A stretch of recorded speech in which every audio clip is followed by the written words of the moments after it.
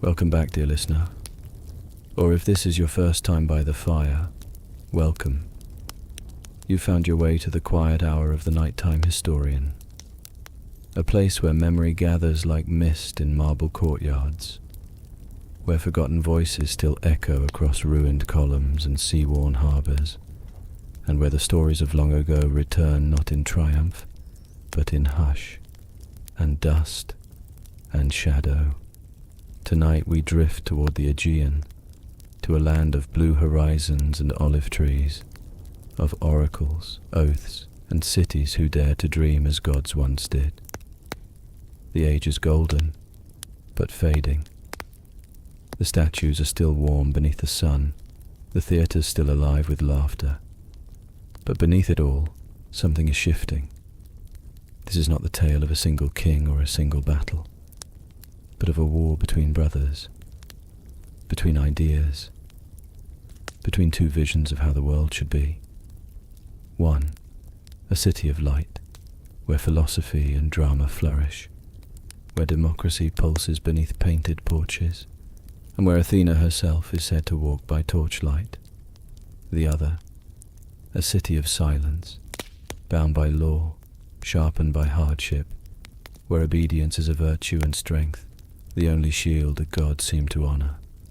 Athens and Sparta, marble and stone, sound and stillness, each rising in its own right, and destined to fall together. We will walk through both, through olive groves and training fields, through plague-sickened streets and ruined harbours, through ambition, betrayal, and a silence so deep, even the gods will seem to turn away. And when the dust settles, when the voices grow quiet, we may find that this was never just a war at all, but something older, a reckoning, written long before ships touched water or laws were carved in stone. Before we begin tonight's journey, if you'd like, I would ask you kindly to leave a comment and share where you're listening from. Whether it's a student dorm on campus, a farmhouse where the wind leans against the shutters, or a candle-lit room where only the cat stirs, it's always a quiet joy to know where these stories are being heard, and by whom. And if you find yourself returning to this fireside, night after night, perhaps consider subscribing, but only if these stories truly speak to you. So now, let your shoulders drop. Let the weight of the day slide into the dark. Imagine the scent of sea salt and laurel, the dim glow of oil lamps, the slow breath of stone temples waiting for prayer. Let your mind drift beyond the horizon and into a world built not just of power, but of pride, fate, and forgotten dreams.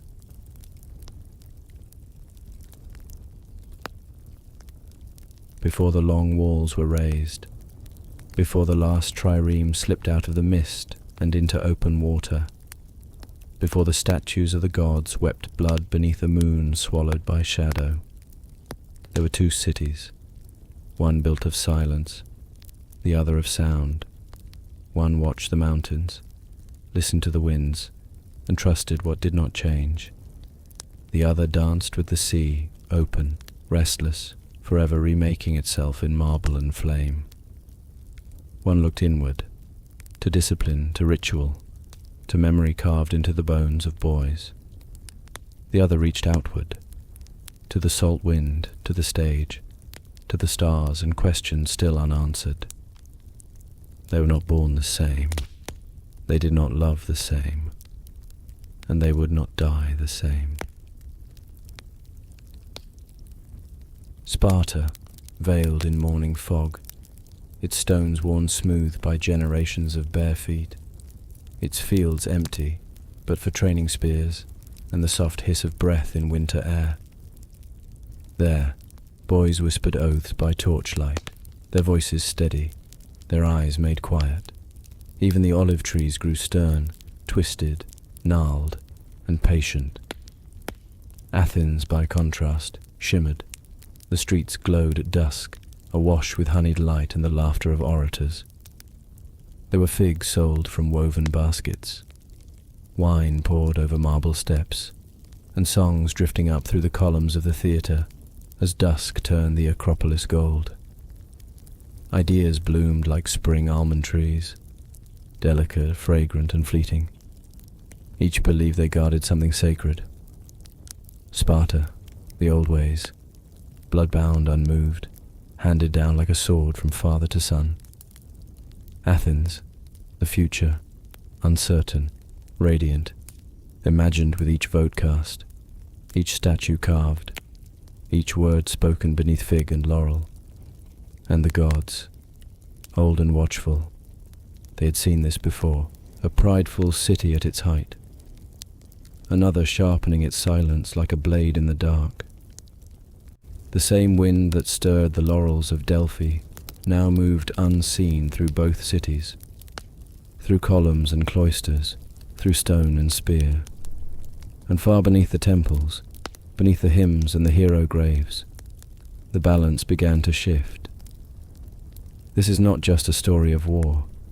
It is a story of faith and forgetting, of men who reached too high, and gods who looked away. It begins, as all old stories do, with a dream and a city. It begins with Athens, shimmering above the Aegean like a thought made visible, a city not built but conjured, out of sea light, song, and 1,000 years of story. She rose from the dry attic soil like something sacred, her marble temples casting long shadows across winding stone alleys and olive groves that whispered in the wind. The mornings here began with market cries and goat bells, with the scent of crushed herbs and smoke from hearth fires. Sandals slapped softly against sun-warmed stone. Fishermen unloaded their catch while potters shaped clay beside their sons. And always, above it all, the white crown of the Acropolis gleamed, where Athena watched, her spear raised, her gaze calm and unblinking. Athens did not sleep. Even in the hush of night, her streets flickered with torchlight and debate. She was motion and murmur, poetry and pride. And to walk her streets was to walk within a dream, spun from silver and fire. There were sacred rhythms in her days, festivals that wrapped the year like garlands, where masked actors wept beneath fig trees and flutes cried beneath the moon. Libations were poured to the gods before meals. Children learned Homer before they could hold a sword. Philosophers spoke in shaded courtyards about the nature of virtue, while merchants bartered in dozens of tongues under the painted colonnades of the agora. You could smell Athens before you saw her, a mix of sun-baked limestone, roasted barley, incense from 1,000 shrines, and the soft rot of olives ripening on the wind. She was a contradiction, both eternal and experimental, ancient in ritual, yet always reaching for what had never been tried. And in that reaching, something new was born, a bold idea, half myth and half law, democratia, the rule of the people. It began, they said, with Solon, the wise lawgiver, called by the oracle herself. He rewrote the laws not in fire, but in ink. He freed the enslaved, ended the blood feuds, and gave voice to those without gold. Later, Cleisthenes would finish the work, redrawing the very bones of the city so that no one clan could dominate, and even the poorest man might cast a vote that echoed in marble halls. It was not perfect. It was never perfect. But to the Athenians, it was divine. They believed their assemblies sacred, that to raise one's hand in debate was to shape the fate not only of Athens, but of the world. Athens did not spring from soil alone. She was born too from story. The Athenians believed their democracy descended not just from lawgivers, but from heroes. Theseus, slayer of the Minotaur, was their founding king, not a tyrant but a unifier, who gathered scattered villages into one city under the wisdom of Athena. His triumph in the labyrinth was more than a myth. It was a symbol that cleverness, courage, and sacrifice could shape a nation. Other tales told of Pericles, of Erechtheus, of the serpent beneath the Acropolis, fed in secret by priestesses, old magic woven into civic life. At festivals, children wore garlands and reenacted the labors of their ancestors. Every street bore names of gods and heroes. Even in the courts, where logic ruled, the air trembled with memory that somewhere behind every law, a myth still breathed. And they believed the gods approved. Had not Athena herself won the city by offering the olive tree, symbol of wisdom, of peace, of enduring prosperity? Every statue, every coin, every ritual echoed her gift. In Athens, to think was holy, to speak was duty, and to question was a form of worship. The people, demos, gathered not just to rule, but to remember who they were. Mariners, poets, hoplites, slaves, exiles returned. Together, they shaped a city unlike any the world had ever known. Fragile, luminous, defiant. Her walls were high, but her heart was open. And those shadows gathered at the edges, in the sweat of the enslaved, in the resentment of subject allies, in the pride that always walks with power. The Athenians believed their light would blind the dark forever. Athens was not merely a city. She was a vision, radiant, human, and doomed. But Athens did not only look inward. She looked to the sea and ruled it.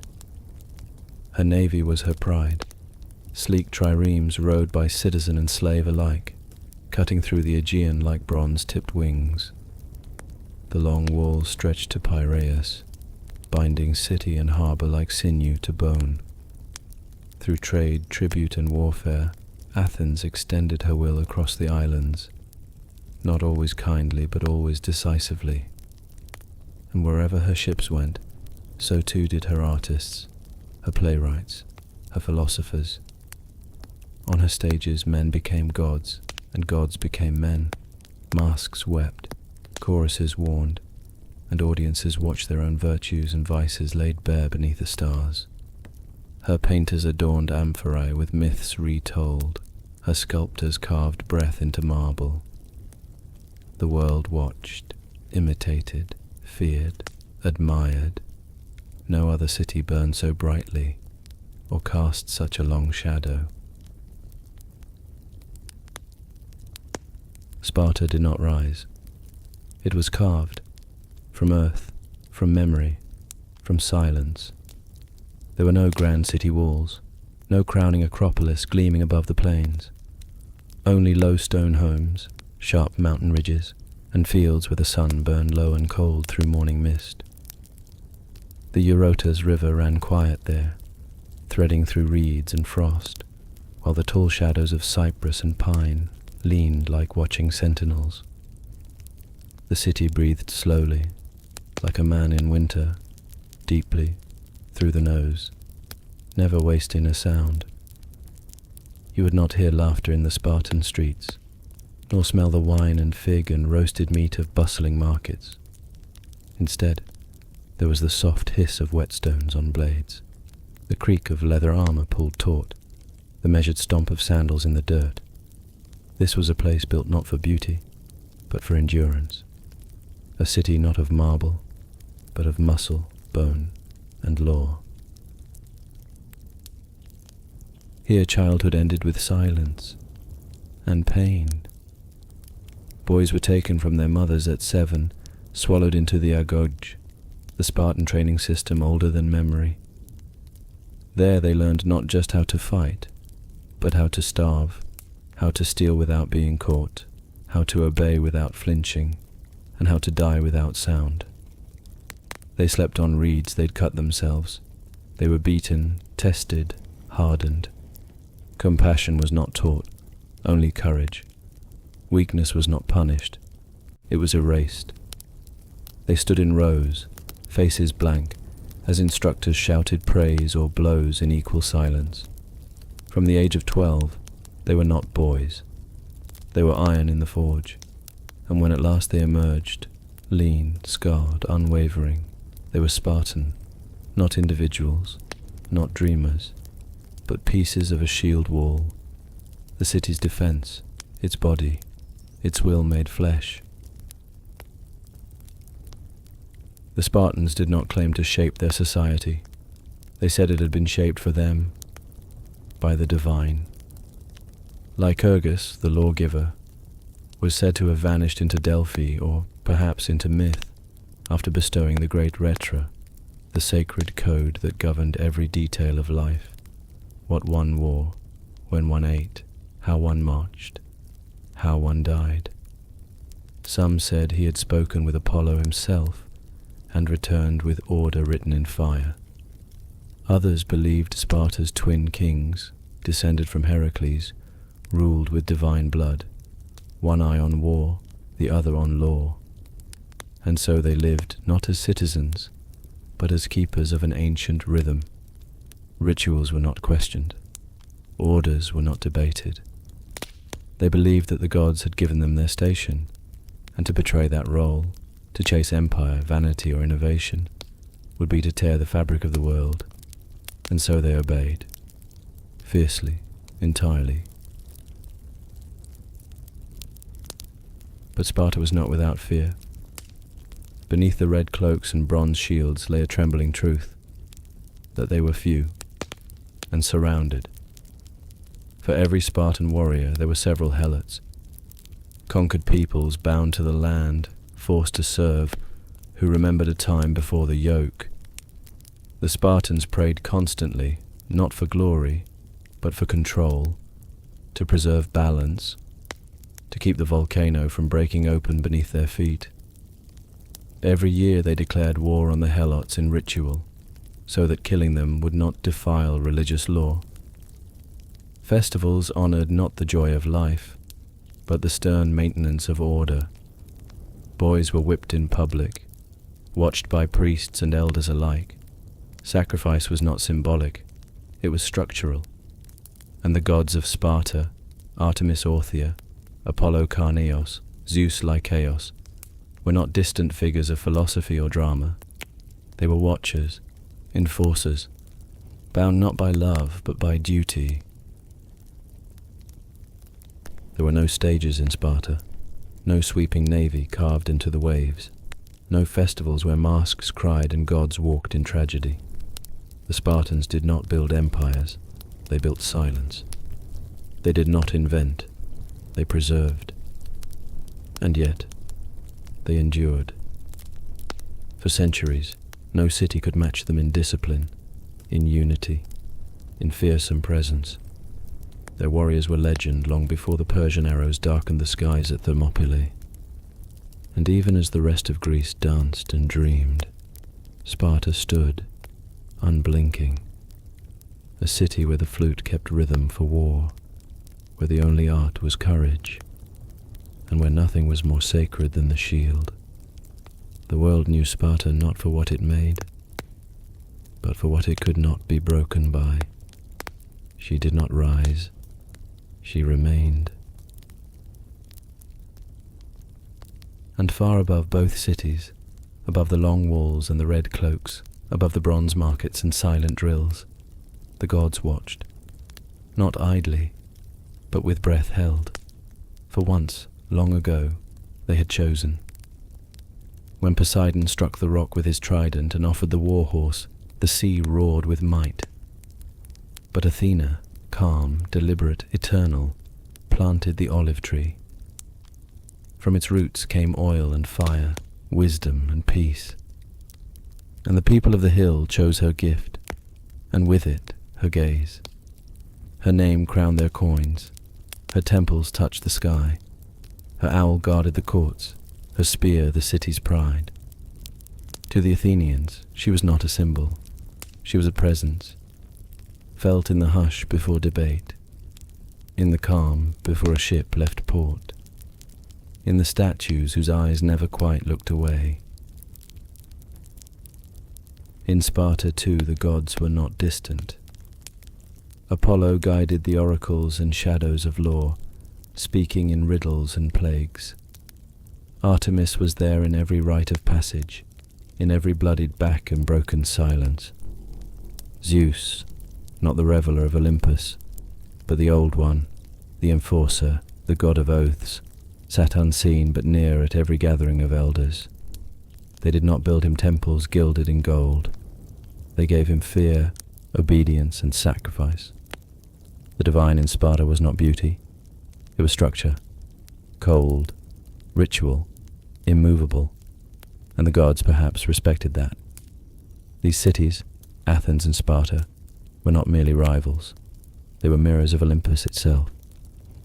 Visions of dream and duty, one striving to become divine, the other trying to remember what the gods once demanded.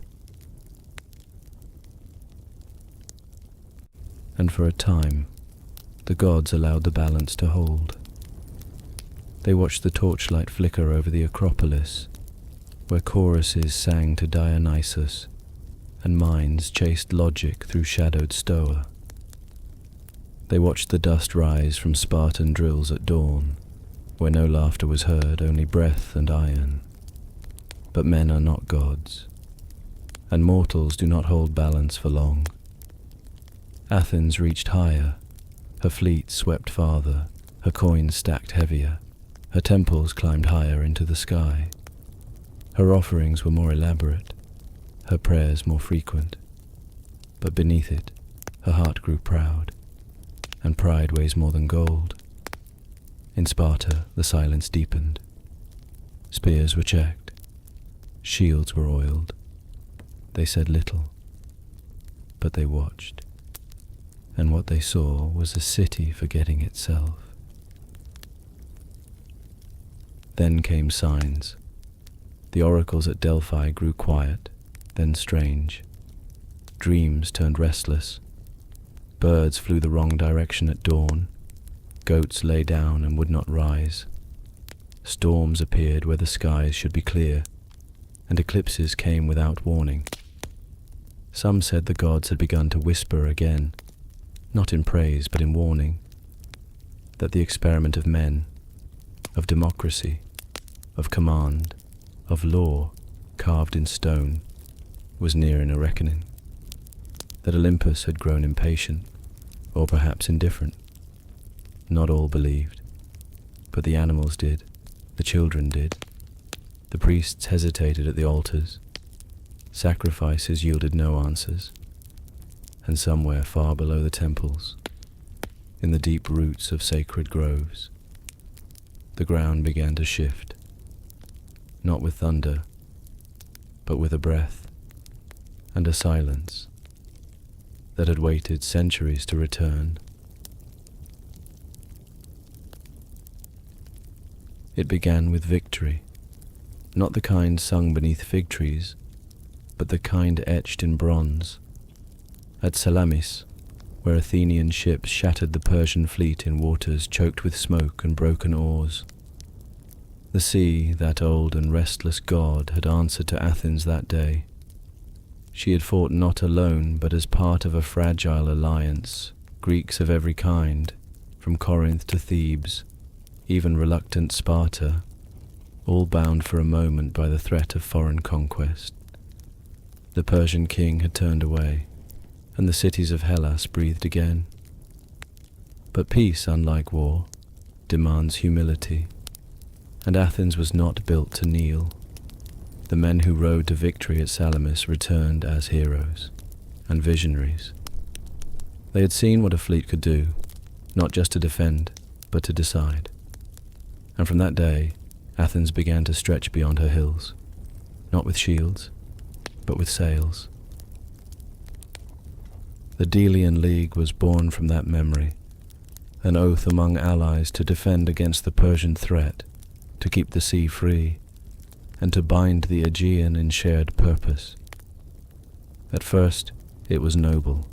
Contributions of ships and silver flowed to a common treasury, first kept on the sacred island of Delos. But trust, once given, does not always remain. Athens began to collect more silver than ships, began to command rather than request. When some island cities hesitated, Athens sent triremes, not to protect, but to remind. The treasury was moved from Delos to Athens. What was once alliance became tribute. What was once brotherhood became obedience. And still, the fleets grew.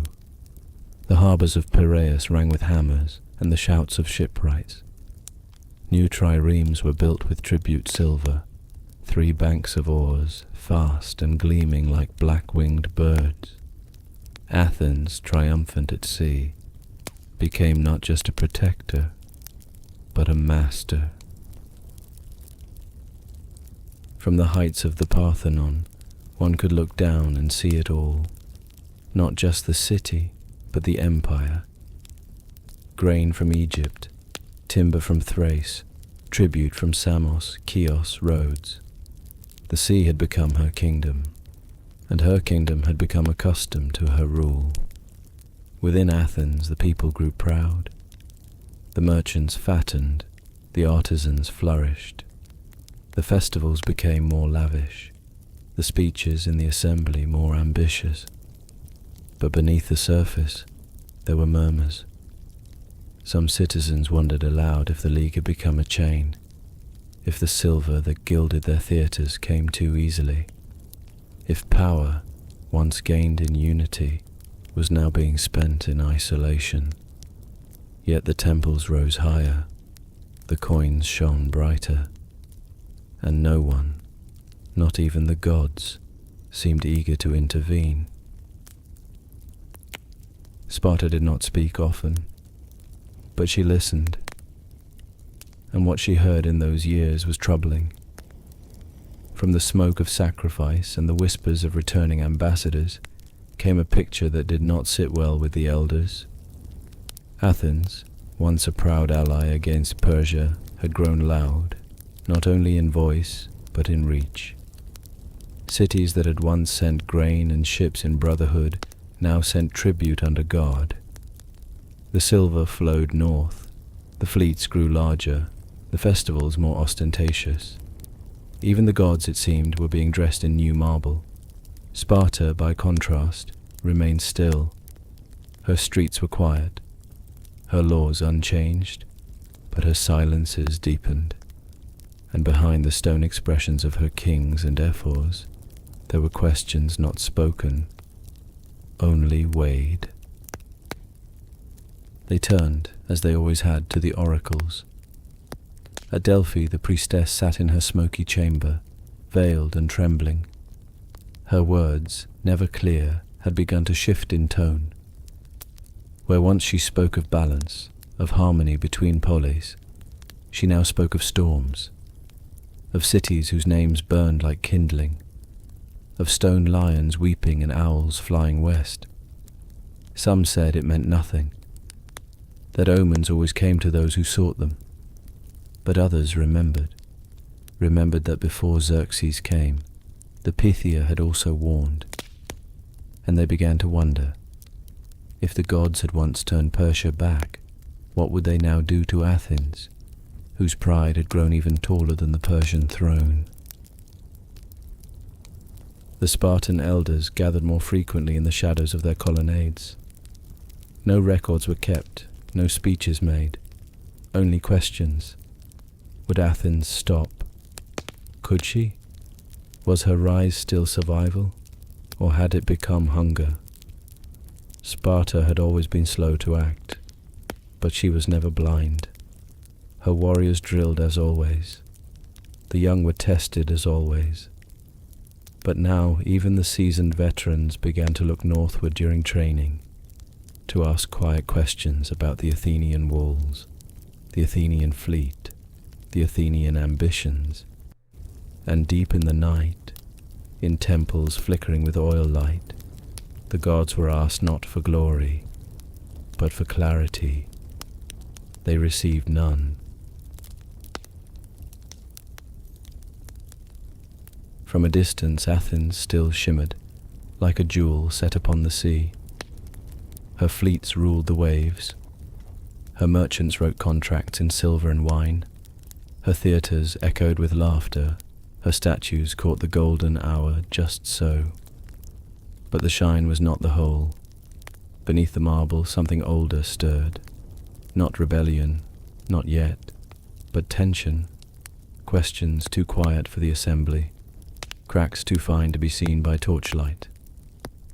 In the courts, orators praised the greatness of the city, her learning, her victories, her justice, even as the prisons filled.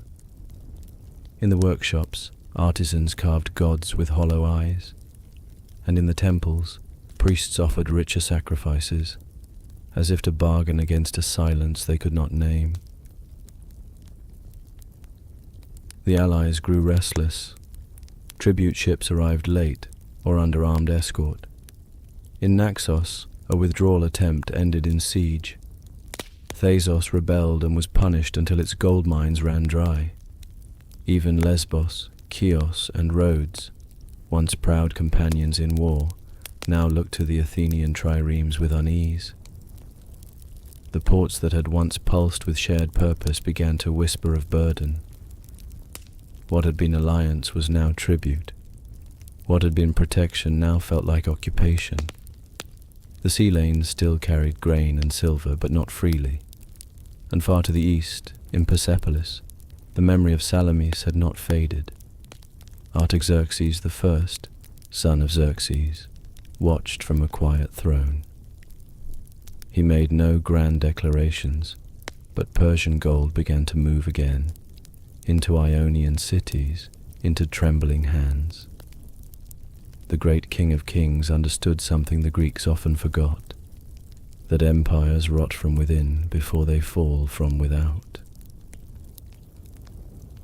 A few in Athens saw it, not the generals or merchants, but the old ones, the philosophers, the widows, the craftsmen who remembered poorer days and simpler truths.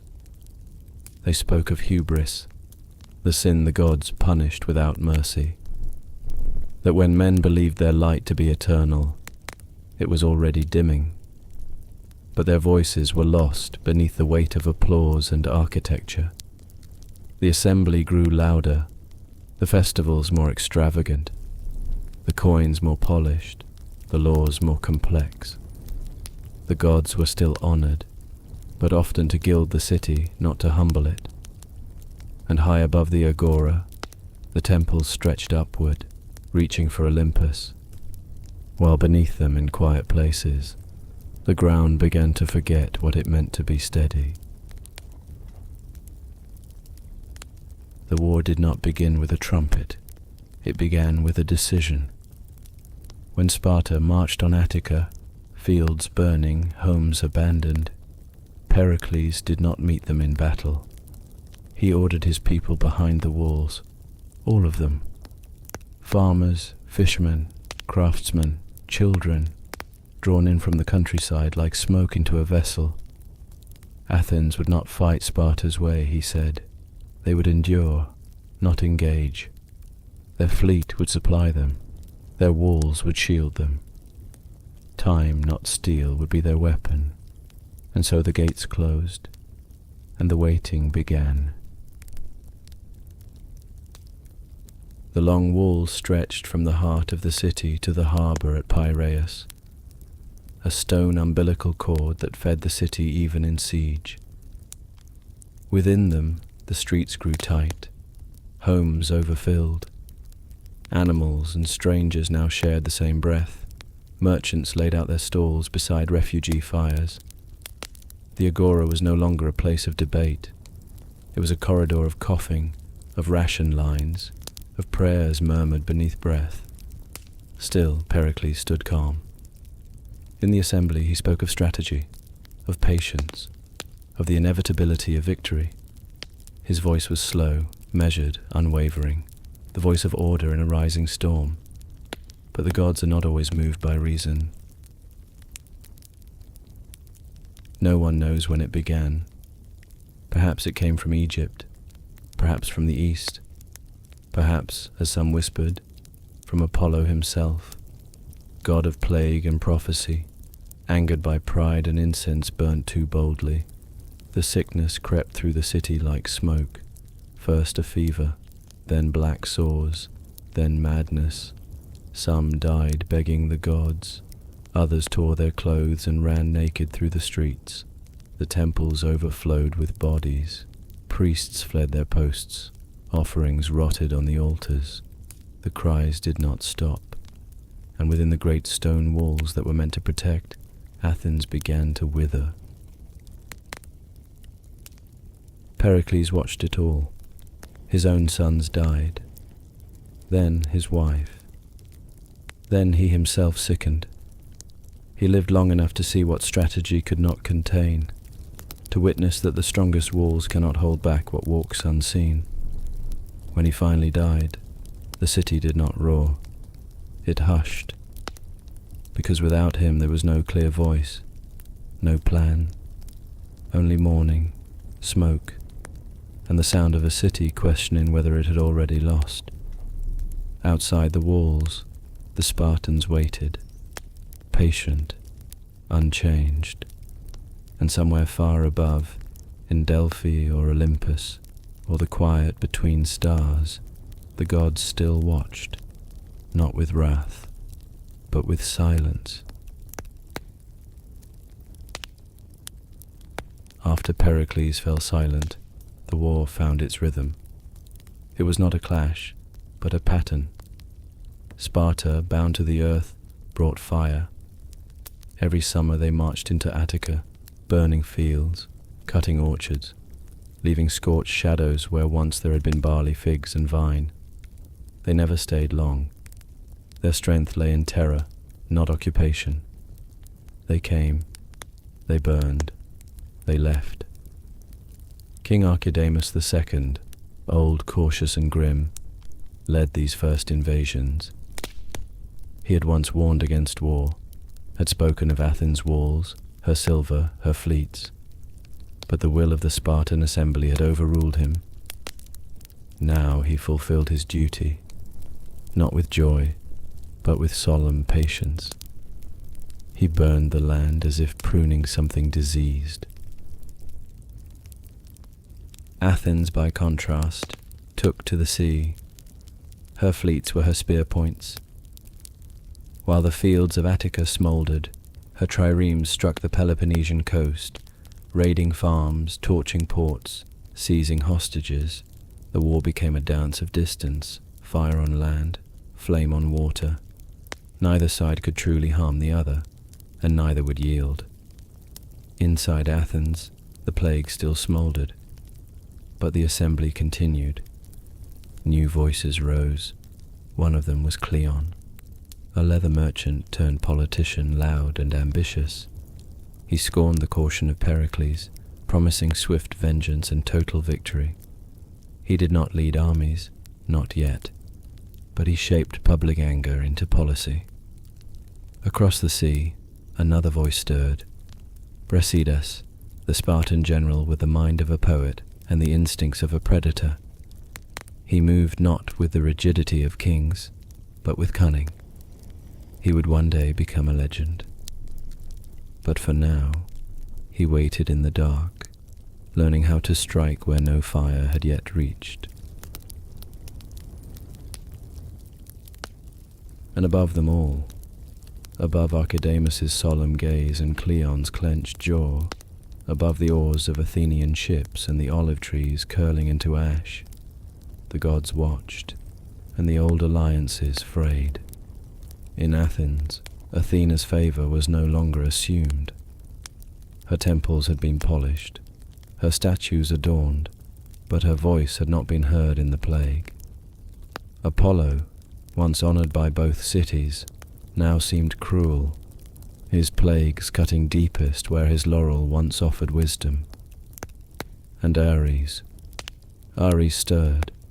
War without glory, war without end. This was his theatre. Some whispered that Poseidon, who had once lost Athens to the olive tree, now took silent revenge through the sea, stirring storms, drowning ships, uncoiling serpents in salt and foam. Others said Zeus had turned his face entirely, unwilling to judge either side, unwilling to bind a conflict born of pride rather than necessity. The stakes were not just land or tribute, but the soul of Hellas itself. Would Greece be ruled by freedom of speech, of theatre, of law, or by the old virtue of order, obedience, and ancestral strength? Was empire a shield or a blade? Was democracy a gift or a mask? These were not just questions for generals, but for gods, and they answered with silence, with wind, with thunder over Pylos, or a sudden calm that drowned an entire fleet off the coast of Naupactus. Omens came often, goats refusing sacrifice, eclipses that turned day to bruised dusk, statues cracking without reason. And still, the war went on, summer by summer, fire and sea, speech and silence, until all sides began to forget what they had once been fighting for. The smoke still rose from the braziers, but it no longer smelled of incense, only ash and rot and something that clung to the back of the throat. The plague had passed its peak, but not its memory. Those who had survived did not walk with triumph, but with a quiet numbness. The city no longer felt like itself. The voices in the assembly were raw. The temples were stained. Even laughter sounded different, uncertain, misplaced. Where once there had been reverence, there was a new weariness, not just of gods, but of meaning.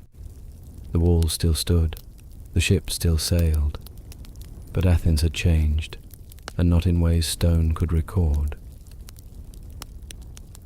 Many whispered that it had been Apollo, not the smiling god of song and prophecy, but the older one, the archer, the avenger, the bringer of plague. In the Iliad, it had been his arrows that cut down the Greeks when they dishonored his priest. Now, once again, his silence had turned deadly. Sacrifices had gone unanswered. Temples had been filled with the dead, their incense replaced by the stink of fear. Priests argued over which god had been offended. Some blamed Athena for failing to protect her city. Others said it was the price of pride, that Athens had built too high, too fast, and the heavens had reached down not to strike, but to unravel. In the streets, people no longer looked to omens. They looked away from them. The sacred had become dangerous. The laws began to loosen. Burials were rushed, sometimes ignored. The rites that once connected the living to the dead were broken. Even family bonds frayed. Sons abandoned fathers, husbands buried wives without prayer. The trust between people, the shared belief in divine order, civic duty and ancestral rhythm, had withered like fruit left too long in the sun. And in that vacuum, something else began to grow. Cynicism, anger, ambition without compass. It would not come all at once, but the city had been opened from within, and Apollo, wherever he stood now, among the ruins of Delphi or in the dark woods beyond reason, had left behind more than disease. He had left doubt, and doubt, once seeded, never sleeps. By the time peace was offered, the war had aged everyone. The generals bore it in their eyes, the farmers in their calloused hands, the children, those who had never known a spring without fire on the hills, in their silence. In Athens, the plague had burned itself out, but not without leaving something hollow behind. The speeches in the assembly grew shorter. The marble steps of the Areopagus saw fewer crowds. Victory had become abstract. The once proud dream of crushing Sparta had turned to murmurs of survival, of grain shipments, of rebuilding the dead parts of the city that even laughter no longer visited. Sparta, too, had grown tired. The raids continued but yielded little. Their allies muttered. Even the Helots became restless. And through it all, the war trudged on, not in glory, but in exhaustion. It was from this weariness that peace emerged, not as a triumph, but as a bargain with despair. In Athens, Nicias rose with clean hands and calm voice, promising not victory, but something rarer, stillness. He'd seen too much war to be enamored with it. His name carried a quiet dignity, the kind that soothed old men and tempered hot blood. He spoke not of conquering, but of healing. He found favor with the priests. He offered sacrifices before the talks began, laying his terms beneath the gaze of Athena Polias, protector of the city, goddess of reasoned wisdom. The omens were mixed. Some said the entrails turned just so. Others said Hermes, the trickster god of treaties, had already begun to play his games. But Athens listened. The people needed peace to be possible. The treaty was careful. Line after line of returned prisoners, of seized cities handed back, of sacred truces and solemn oaths. Sparta would stand down. Athens would pull back. Delphi would be consulted. But even as the terms were carved into stone, the gods shifted uneasily. Apollo, god of order and plague alike, had not spoken clearly in months. His oracles gave half-truths, riddles wrapped in dust. Some said he was waiting. Others said he had turned away, disgusted with both sides. Athena, once so revered, now looked down from her Parthenon not in triumph, but perhaps in warning. The peace was fragile, and the gods do not reward fragility without prize. Still, the people believed, or tried to. They hung laurel on the doors. The temples offered free bread. Children were brought into the streets again, to play, to sing, to remember the sound of joy. Traders reopened shuttered stalls. The docks filled with cautious laughter. There was a sense, for a brief moment, that life might return, that the past could be buried without tribute, that the gods had been merciful. But beneath the olive branches laid at altars, old spears still rested, hidden but not forgotten. And in Sparta, there were allies who refused the treaty. In Athens, there were men who saw in peace not salvation, but delay. One of them smiled at the signatures, raised his cup to Nicias, and whispered to his friends that something greater awaited. His name was Alcibiades.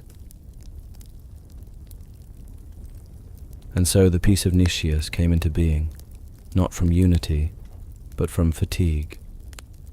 The gods watched but did not bless it. Hermes may have written the treaty, but it was Ares, lurking in shadow, who waited to change it. The wind turned restless again. Birds circled the Acropolis at dawn, but did not land. The omens had not turned kind, only quiet. And silence, as Athens would soon learn, is often the cruelest warning of all.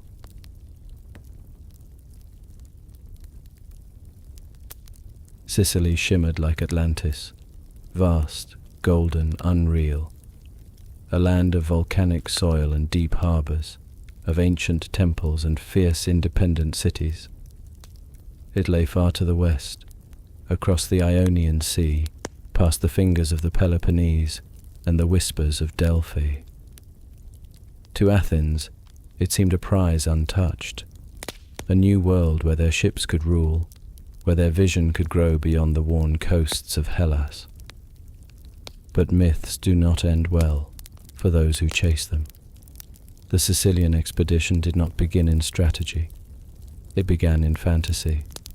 Egesta, a Sicilian city-state caught in local war, sent envoys to Athens begging for help against Syracuse, the island's most powerful city, and a Dorian cousin to Sparta.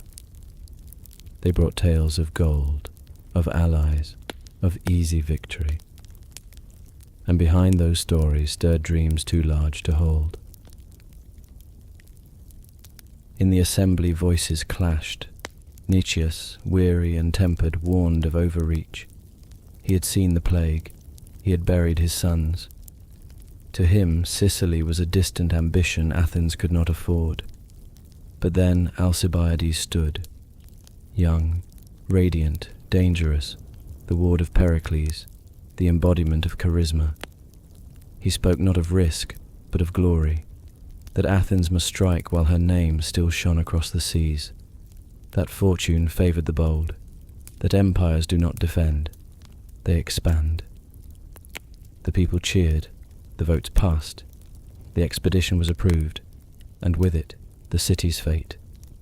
3 commanders were chosen, Alcibiades, Nicias, and Lamachus, a veteran, brave and steady, caught between the two. It was a triangle destined to fracture. The gods offered warnings. Before the fleet could even launch, every statue of Hermes in the city was mutilated, faces hacked, phalluses broken, altars defaced.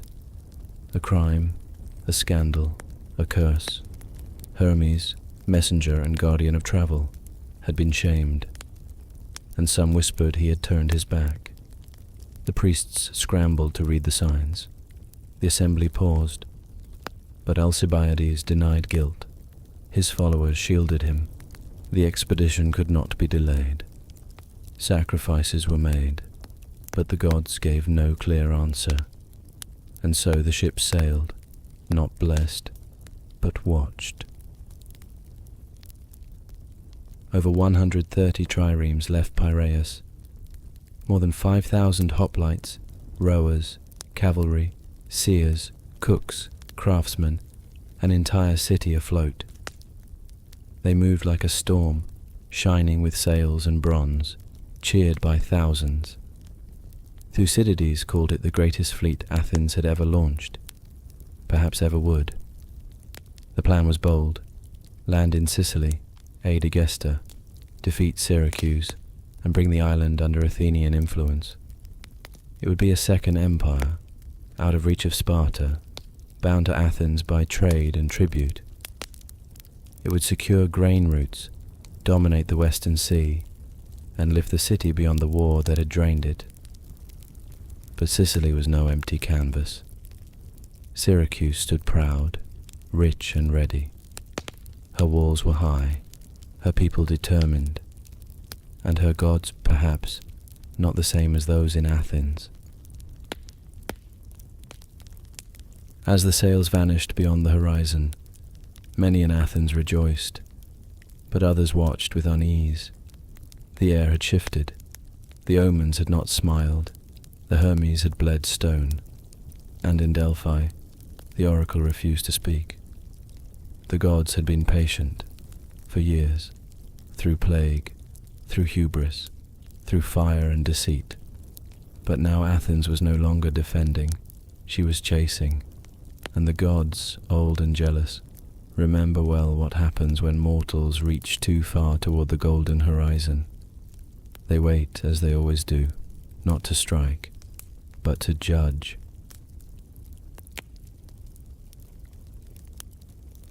But the fleet had barely vanished into the west when the knives came out, not in Syracuse, but in Athens. Whispers returned to the city like ill winds, that Alcibiades, golden child of the Republic, had not only desecrated the statues of Hermes, but mocked the sacred Eleusinian mysteries in a drunken parody among friends. It was not merely sacrilege, it was insult to the gods, to tradition, to the veil of secrecy that guarded the holiest rites of Demeter and Persephone. Witnesses came forward. Enemies stirred. The assembly, once so eager to sail beneath his voice, now turned against him. And so, the summons was sent. Alcibiades was to return, not for honour but for trial.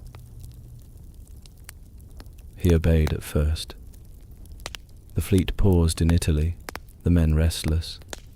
Alcibiades stepped off his command, stepped away from the dream he had cast before the people, and boarded a ship for Athens. But he never arrived.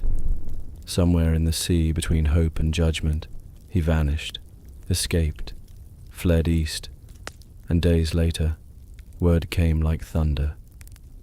Alcibiades had defected to Sparta. It was unthinkable. The man who had sung empire into being now whispered Athenian plans into the ears of her greatest enemy. He told them where the fleet would strike.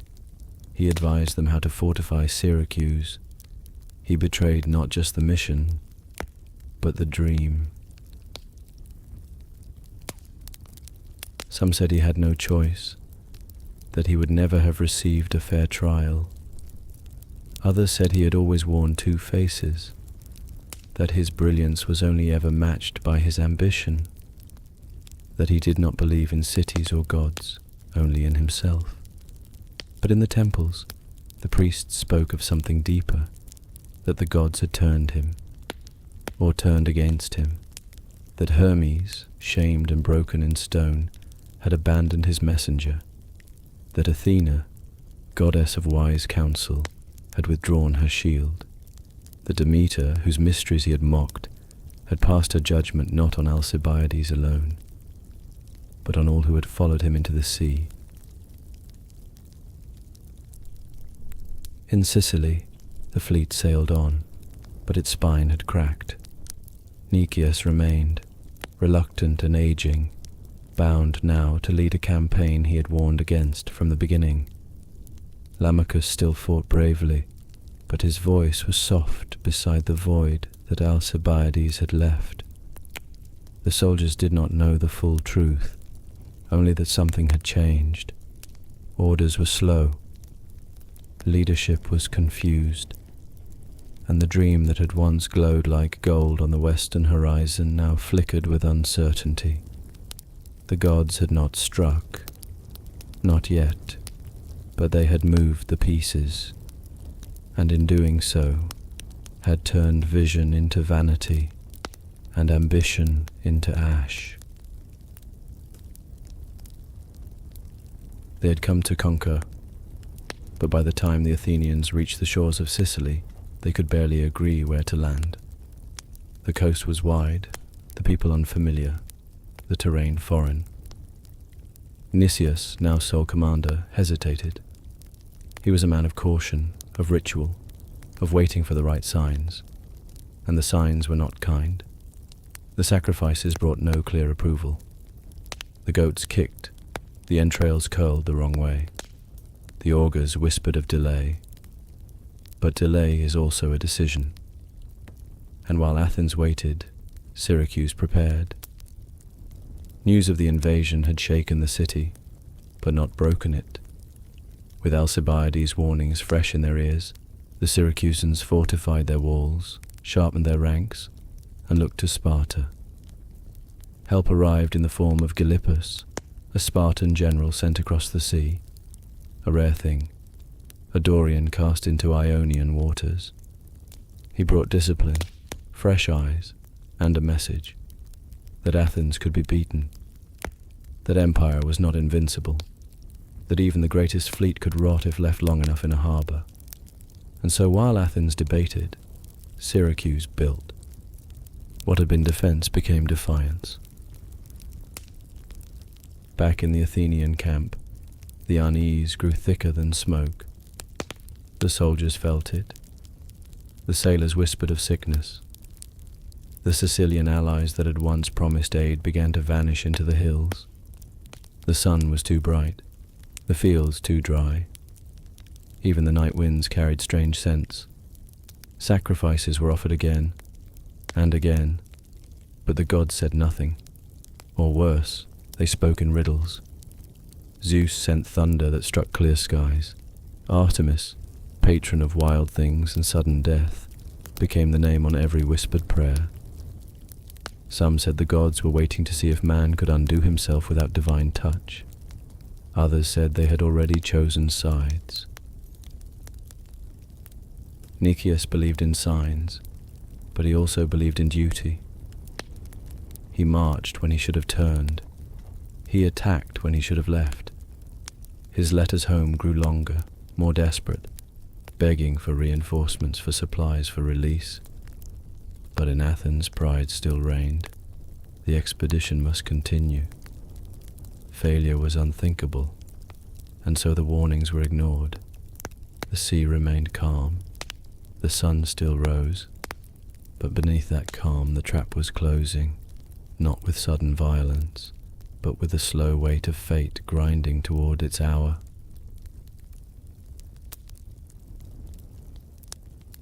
By the time the order to retreat was given, Athens no longer moved like a fleet, but like a wounded animal, circling its own blood in foreign dust. The Athenians, after months of delay and miscalculation, had finally decided to leave. Reinforcements had come too late. The Syracusans were emboldened, entrenched, and guided now by Spartan discipline. Nicias, weary and sick, had received a new omen, a lunar eclipse. The priests advised him to stay. 27 days, they said. The gods had veiled the moon, and no Athenian fleet would sail beneath a wounded sky. And so they waited. And while they waited, Syracuse moved. The harbour, once a refuge, became a trap. The Athenian fleet tried to break out, once, then again, but the sea turned against them. The enemy had closed the mouth of the bay with ships and fire. In the chaos of the second battle, Lamachus was killed. Nicias, half dead with illness, now stood alone. The sailors, once proud heirs of Salamis, now rowed through wreckage. Their cries echoed off burning wood and shattered hulls. Triremes turned in tight circles, unable to maneuver. Spears fell from the walls. Arrows darkened the sky, and from the cliffs above, the gods remained unmoved. Poseidon, lord of the sea, offered no favour. Athena did not raise her shield. Some said Hades himself had claimed the bay. Those who survived the sea turned inland, hungry, hollow-eyed, armour broken. The Athenians, thousands of them, fled through the countryside. But Sicily was not theirs. The land was harsh, the rivers shallow, the allies gone. They moved in 2 great columns, hoping for sanctuary. But there was none. Ambushed, harassed, weakened by thirst and dread, they began to fall. Nicias still walked, slow, silent, skeletal, trying to negotiate surrender. He believed he could still reason, that mercy could be bought. But mercy is not a coin accepted in the house of pride. He was executed on the spot. So was Demosthenes, who had led the last reinforcements. The rest were taken. The survivors, the ones not butchered, were herded into the quarries of Syracuse. Open pits in the stone. There was no shelter, no shade, no relief. They died in droves, from exposure, from hunger, from grief. No songs were sung, no pyres were lit.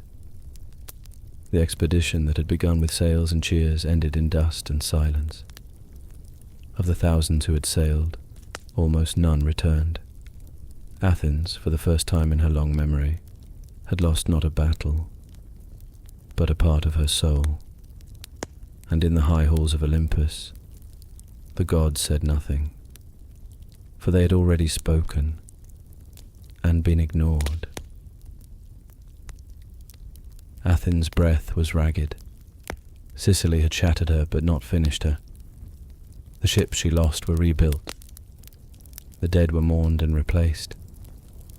But something deeper had changed, not just in her walls, but in her soul. The Delian League, once an empire in all but name, had begun to slip. Euboea revolted, Chios, Miletus, Rhodes, once loyal tributaries, now questioned their chains. The Athenian treasury ran thin. The voice of democracy grew shrill. In Sparta, the old guard debated. Could this finally be the moment? And in the east, across desert and river, the Persian Empire stirred, not in haste, but with deliberate hunger. They would not send armies. They would send silver. Tissaphernes, satrap of Lydia, understood the game. He did not care who ruled Greece, so long as they bled. He funded Sparta quietly at first. Gold for ships, harbours for fleets, safe roads for Dorian messengers. He spoke sweetly to Alcibiades, who had once again fled Athens and now danced between loyalties like a shadow in silk. Sparta grew bold. Their generals learned the tides. Lysander, shrewd and watchful, rose through the ranks. He was unlike his peers, fluent in Persian flattery, loyal only to Sparta's rise. He forged bonds not with fire, but with smiles, and behind him, Persia smiled too. For every coin spent was a stone removed from Athens' foundation. But even Persia had factions. Pharnabazus, satrap of Phrygia, grew jealous of Tissaphernes. He backed other admirals, funded different campaigns. Greek envoys crossed paths in Persian courts, each trying to outpromise the other. More tribute, more obedience, more chaos. The gods watched this dance with their own quiet amusement. Hermes, god of negotiation and theft, was invoked in every treaty, and perhaps he answered every side. Athena, once protector of order and wisdom, now stood silent in her high colonnade. Some said she had turned her face away. Others said she wept behind her helmet. And Ares, eternal spectator of ruin, paced the wine-dark sea. Athens was not passive. She fought like a city possessed, with rage, with brilliance, with the memory of her old fire. At Syracuse, Athenian fleets struck down Spartan ships in a brilliant ambush. At Abydos, they chased the enemy into flames. For a moment, they believed the tide could turn. Alcibiades, recalled once again, led these victories with audacity and flair. But he was no longer trusted. Not truly. When he failed to prevent a Spartan assault at Notium, even his silver tongue could not save him. He was exiled once more, not to Sparta nor Athens, but into myth. A man too large for any city, undone by everyone. And still the war dragged on. At Arginuse, Athens won. A stunning naval victory. But a storm drowned their sailors, and the generals failed to retrieve the dead. Back in Athens, the assembly turned on its own champions. 6 commanders were executed, not by the enemy, but by their own people. The war had grown cannibal. The gods said nothing, or perhaps they had said too much. Zeus, in his stillness, let justice twist. Apollo, god of reason, now inspired madness. And Persia kept paying the bills. By now Sparta's ships outnumbered Athens. Her allies were gone. Her silver was spent. Her soldiers fought like ghosts. And behind every Spartan sail, behind every coin struck and oar lifted, the shadow of Persia spread. Not with armies, but with patience. They did not need to burn Athens. They would buy the wood. They would buy the fire. And the Greeks, proud, wounded, divided, would light the pyre themselves. They caught the fleet on the 5th day. Athenian ships, drawn up carelessly on the shore near Aegospotami, lay quiet in the pale morning light. No sentries posted, no warning sounded. The sailors had gone inland to forage, hungry, tired, careless. Lysander struck with precision. His ship surged forward in silence, cutting through the strait, crews primed for the kill. In moments it was done. No grand battle, no cries of defiance, just sails in flames, oars snapped, rowers chased through the shallows like cattle. Almost 200 ships lost, nearly all the Athenian navy, captured or destroyed in a single breath of history. In Athens, the news dropped like a blade. The war was over, not formally, not yet, but in truth, completely. Without ships, they were blind. Without grain from Euboea and Thrace, they would starve. The walls that once defied Spartan hoplites and Persian kings now boxed in a city whose empire had vanished. The markets emptied. Bread lines stretched past statues of forgotten heroes. The assembly met beneath flickering torchlight, murmuring of deals, of survival, of shame. None dared speak of victory. They only spoke of how to endure what came next. Lysander arrived at the Piraeus with terms. No looting, no sack. Athens would be left standing, but stripped. Her democracy was suspended, her empire abolished, her fleet reduced to 12 ships, and her greatest symbol, the long walls that tethered her to the sea, were to be demolished, stone by stone.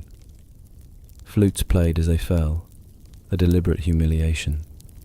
The music drifted over fallen columns and broken tiles. No screams, no fire, just the sound of pipes and hammers and dust rising like memory into the evening air. Some Athenians stood in silence, watching the rubble. Others turned away, unable to bear the shape of defeat. Children climbed on half-broken stones, unaware of what had been lost. From the Acropolis, Athena's bronze spear still caught the light, but her silence was complete. She had watched her city reach too far. Now she watched it break with the same steady eyes. The long walls were gone. The ships were gone. The league was gone. And for the first time in 100 years, Athens answered to another's rhythm.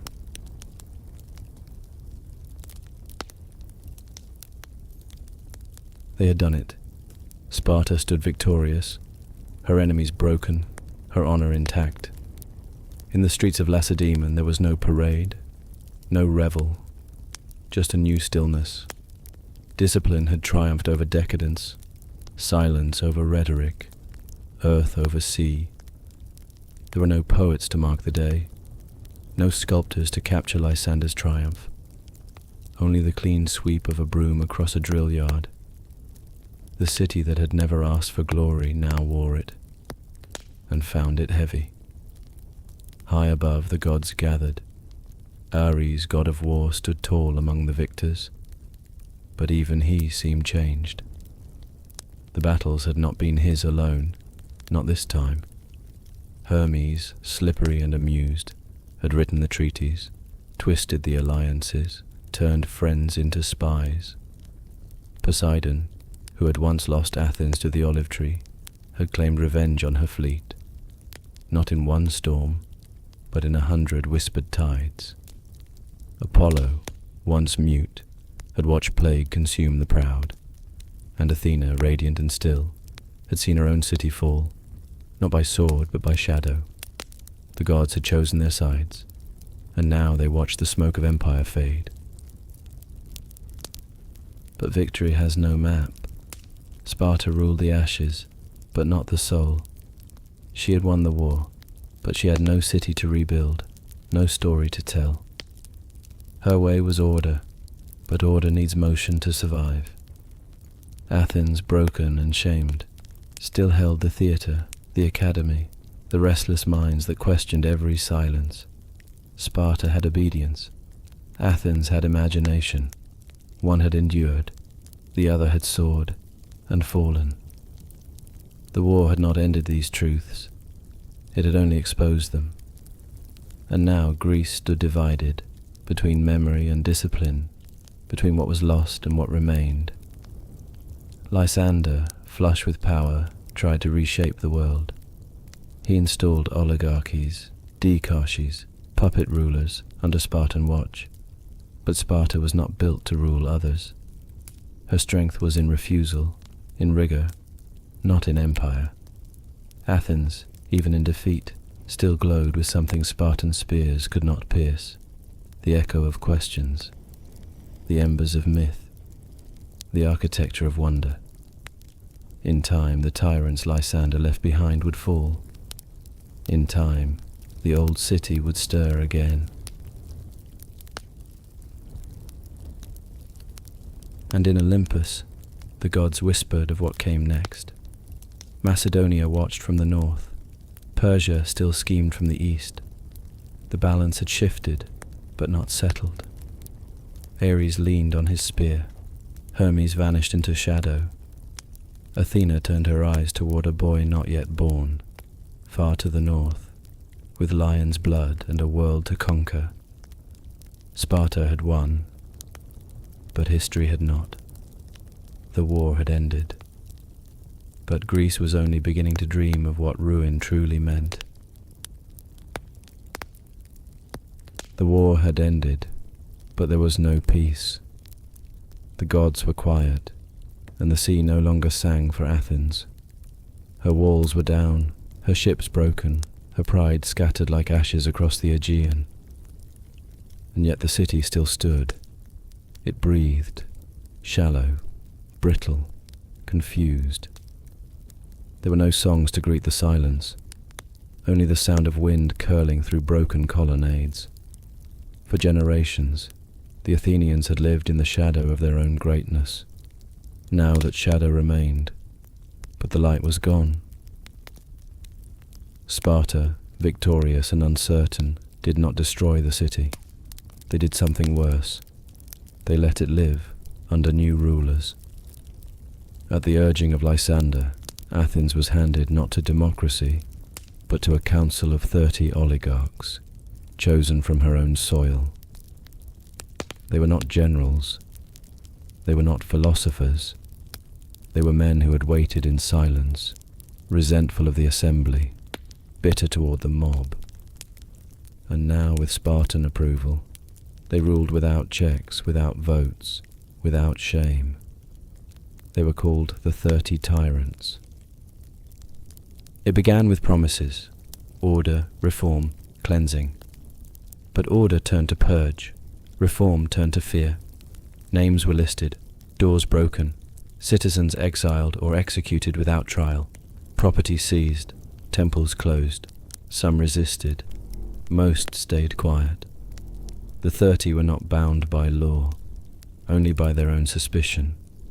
They did not wear armor. Their weapon was authority without answer. Among them, Critias, a former student of Socrates, stood out for his cruelty. He spoke of justice while ordering death. He quoted poetry between confiscations. He believed the soul of Athens had to be broken before it could be rebuilt. Those who had once argued beneath fig trees now whispered behind shutters. Blood darkened the marble steps of sacred places. Families vanished. Exiles gathered across the border in Philae, a small outpost in the hills. Men like Thrasybulus, who still believed in democracy, even in ruin. From there, resistance began to flicker again, not in loud speeches, but in quiet raids, in sharpened memory, in the slow rebuilding of will. Athens had been defeated from without. Now she had to decide if she would destroy herself from within. And above it all, the gods did not speak. Athena's owl no longer circled the city by night. Apollo's oracles gave no visions. The altars were clean, but cold. It was as if Olympus itself watched with held breath, unsure whether the city that had once tried to remake the world would now unmake her own soul.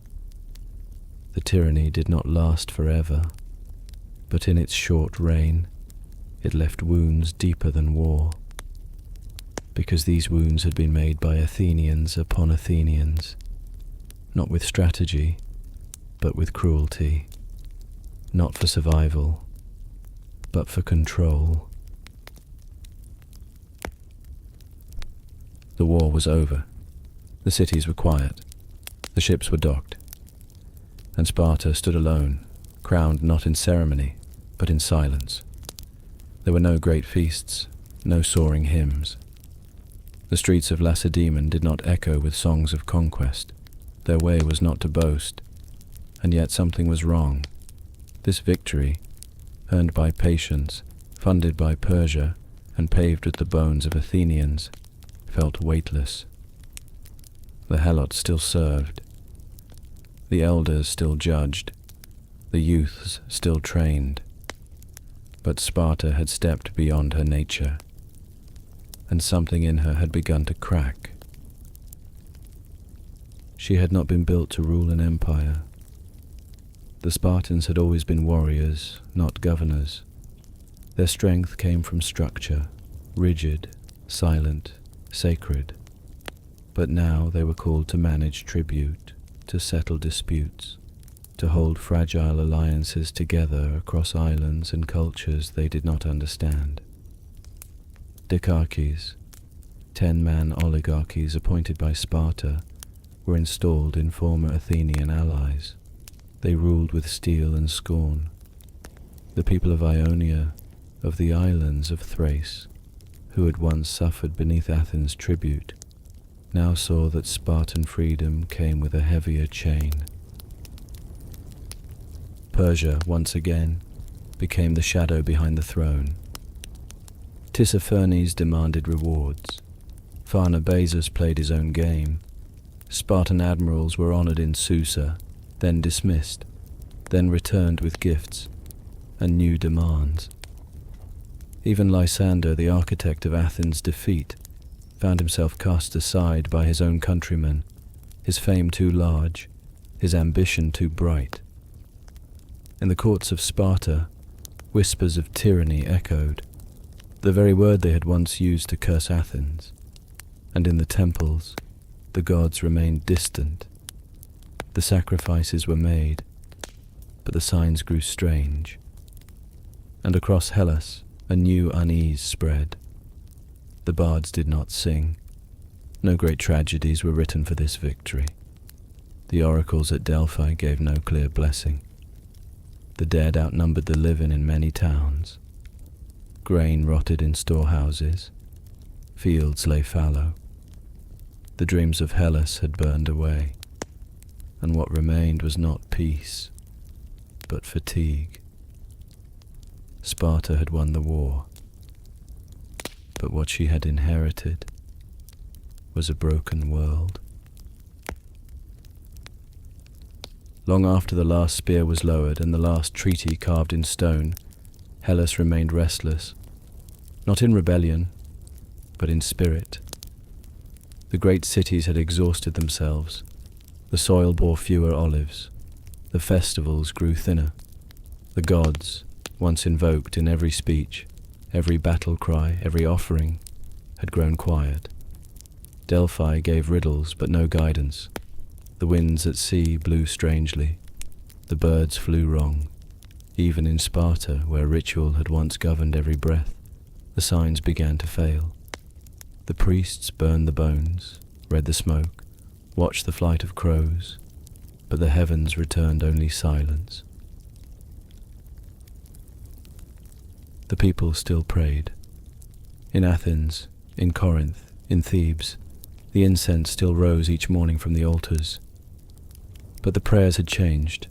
They were not requests for glory, or conquest, or favor. They were simpler now: grain, rain, peace, not triumph. The war had broken more than cities. It had broken belief. Ares had had his feast, but there was no joy in it. Athena, goddess of reason, had watched her city fall. Apollo, god of clarity, had gone dark. Even Hermes, who once danced through treaties and treasons, had vanished into myth.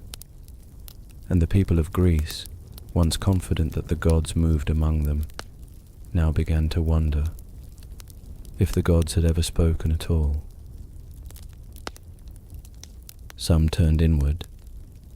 Philosophers began to speak of logic, of order without Olympus. Temples stood tall, but their steps grew cold. The poets wrote not of heroes, but of ruins. The sacred games resumed, but the victors returned to cities where no one cheered. It was as if all of Hellas had fallen into a long twilight, not defeated, but drained. The war had not crowned a new power. It had crowned doubt. And yet, in the hills, the fields, the broken sanctuaries, the statues still stood. Athena still watched from her ruined Parthenon. Zeus still held his thunder in cold marble. The gods had not left. They had simply withdrawn, watching, waiting, for a new age, for new voices, or for silence. The Peloponnesian War had not ended with fire, or prophecy, or glory. It ended with the sound of a world remembering what it had lost, and wondering in the dark if anything would ever speak from the heavens again. He had once commanded fleets. He had stood beside walls as they burned. He had spoken with generals and watched cities crumble. But Thucydides would not return to battle. Banished after his failure to save Amphipolis, he lived his exile in shadow, not as a man defeated, but as one determined to understand. And so he wrote, not in rage, not in lament, but with a kind of sacred detachment, as if the gods no longer spoke, and so it fell to men to record what the divine had abandoned. He named no heroes. He offered no comfort. He described war as it was, slow, rotting, full of speeches and silences, betrayals and plagues. He gave Athens no glory. He gave Sparta no praise. He simply wrote what he had seen. In the dust, in the echo, he carved lines that would outlive cities. What made war inevitable, he wrote, was the growth of Athenian power, and the fear this caused in Sparta. Not hubris, not honour, fear, a quiet, heavy truth, too plain for poets, too raw for victory odes. The war outlasted him, or perhaps outgrew him, but he gave it shape, and in doing so he gave shape to us, to how we remember, how we reflect, how we reckon with ambition and ruin. His history is not a monument, it is a grave, carefully tended stone by stone, for those willing to look upon it. And though the gods had turned away, Thucydides remained, not as prophet, not as judge, but as witness.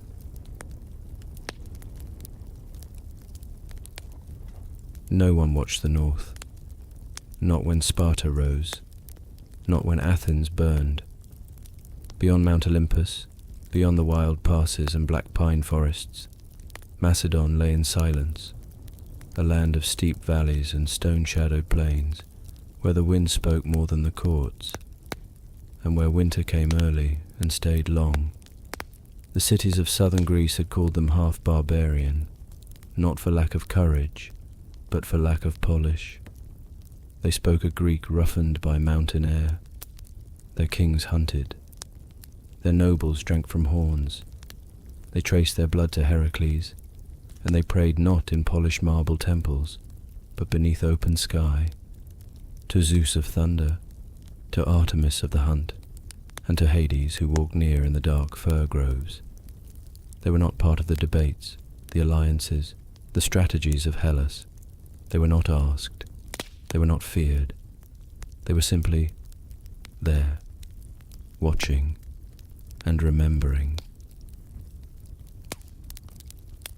Philip II, once a hostage in Thebes, returned not as a victim, but as a student. He had seen what Athens had built and what it had destroyed. He had watched Sparta win a war but lose a world. He understood what no city had dared admit, that the dream of balance was over. So he began to build something new, not a city-state, but a machine. He trained his armies in silence. The phalanx, once a symbol of Greek unity, became a tool of dominance. He armed peasants and drilled them to precision. He married for power. He bribed priests to sanctify his conquests. He moved like frost, quietly, steadily, until the cracks appeared. Athens, weary and proud, tried to resist, but her silver was thin, her alliances brittle. Thebes postured but could not unite. Sparta had shrunk into its own silence, and so the cities fell, not from fire but from gravity. Macedon did not ask for loyalty. It absorbed. There would be no more leagues, no more voting, only one command and one crown.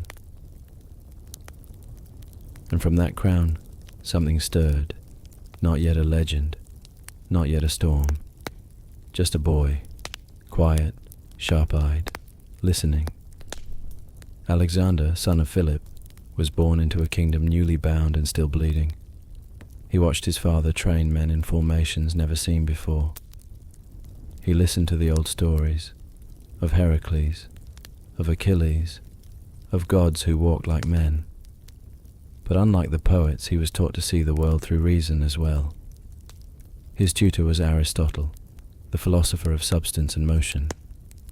The boy learned not just to command, but to believe. Not just in conquest, but in purpose.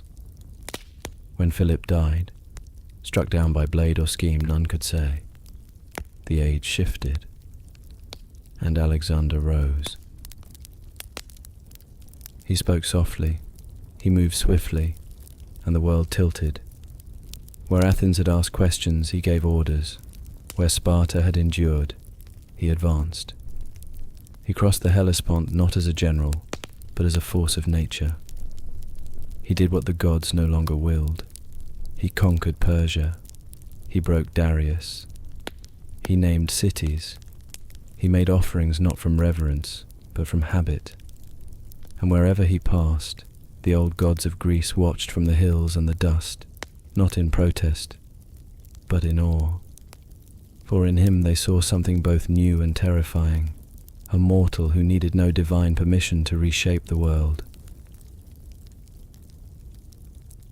And so, the fire burns low, the walls are dust. The voices of orators and kings, of hoplites and philosophers, fade into the hush of night, but they do not vanish. They retreat into memory, into the broken columns of forgotten cities, into the soft rustle of olive leaves in a wind no longer named. The war between Athens and Sparta does not end. It lingers, in every debate whispered beneath a lamp, in every silence after pride, in the heavy breath between ambition and regret. These were not just stories of battles and treaties.